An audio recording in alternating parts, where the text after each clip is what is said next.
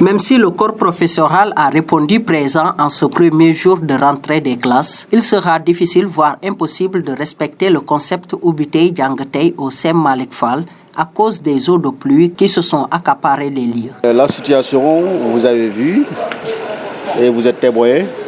Dans ce cas-là, ils ont désherbé la cour, mais jusqu'ici l'eau y est. Il y a des flaques d'eau.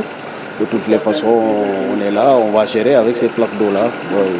Mais sur le plan pédagogique, le principal va incessamment appeler une réunion, on va convoquer une réunion pour la rentrée. Le personnel enseignant a répondu présent, ils ont répondu présent, ils ont vraiment répondu présent. D'ailleurs, la liste des marchands est là-bas, donc nous sommes presque le tiers. Bien vrai qu'il y a des absents, mais quand même, le forum est atteint. Ce Oubitey Dianguetey, c'est pas tellement certain, parce que du moment que la cour est désherbée, mais c'est les flaques d'eau, parce qu'il a plu. S'il ne pleuvait pas durant une semaine, la cour sera tarie. Mais à l'heure actuelle, durant ces temps-ci-là, il y a la pluie, et au fur et à mesure qu'il pleut, alors donc la cour est inondée. Donc pour le slogan Oubitey Dianguetey, nous ne sommes pas tellement certains. Il faut que la pluie s'arrête. Au bout d'une semaine, l'eau va tarir. Alors si l'eau tarit, en ce moment-là, la cour sera libérée. Et voilà, donc les gens vont faire des va-et-vient, voilà, justement. Les salles de classe, vraiment, ça laisse à désirer. C'est lamentable parce que nous avons un problème. Et ce problème-là est tout le temps récurrent. Chaque année, c'est toujours comme ça. Parce que l'eau perce le mur. Alors l'eau vient en bas, donc les salles sont inondées. Presque la moitié des salles sont inondées. Voilà. Alors donc les matériels des personnes endommagent et au moment où je vous parle comme ça, il y a un de nos ordinateurs qui est endommagé parce que nous avons oublié ça dans le bureau.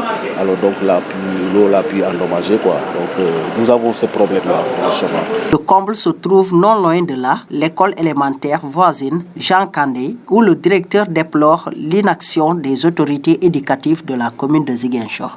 Aujourd'hui c'est la rentrée, mais depuis 8 heures, tous les collègues sont là présents. Ils ont vraiment répondu à l'appel. C'est ça quoi, ils sont tous présents, il n'y a pas d'absent. Nous travaillons dans ce sens. On ne peut pas avoir toute l'école, mais nous avions 3 classes qui peuvent être disponibles. Nous allons essayer de travailler avec ces 3 classes pour le moment, le temps qu'on nettoie et qu'on évacue l'eau pour qu'on puisse accéder aux autres classes. Ce sera difficile, mais nous allons essayer. Le Jean Kandé est au cœur de la ville. Ça dure depuis des années, ça fait plus de 10 ans. Nous avions la même situation. Et aujourd'hui, nous avions les sapeurs. Depuis la semaine dernière, nous avions les sapeurs qui ont commencé à nettoyer. Mais jusqu'à présent, on n'a pas reçu d'autorité, on n'a pas reçu de correspondance de la mairie et autres. Et pourtant, nous avons fait des appels et autres pour le nettoyage. Venu s'affairer des dossiers de son enfant, Aboubakar Sissé craint que cette situation impacte sur le calendrier scolaire. On ne peut pas généraliser ça dans tout Ziguinchor, mais concernant l'école CEM Malick Fall, donc comme vous avez constaté, on a vu qu'ici la situation n'est pas du tout...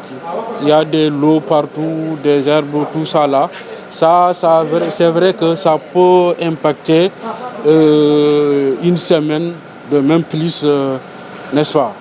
Donc pour éviter les situations pareilles, donc il faut que chaque année avant l'ouverture, n'est-ce pas, comme idée qui en avant. À cet obstacle naturel s'ajoute la grève des agents des collectivités qui, pour se faire entendre, ont paralysé la confection de pièces d'état civil en cette rentrée des classes 2022-2023.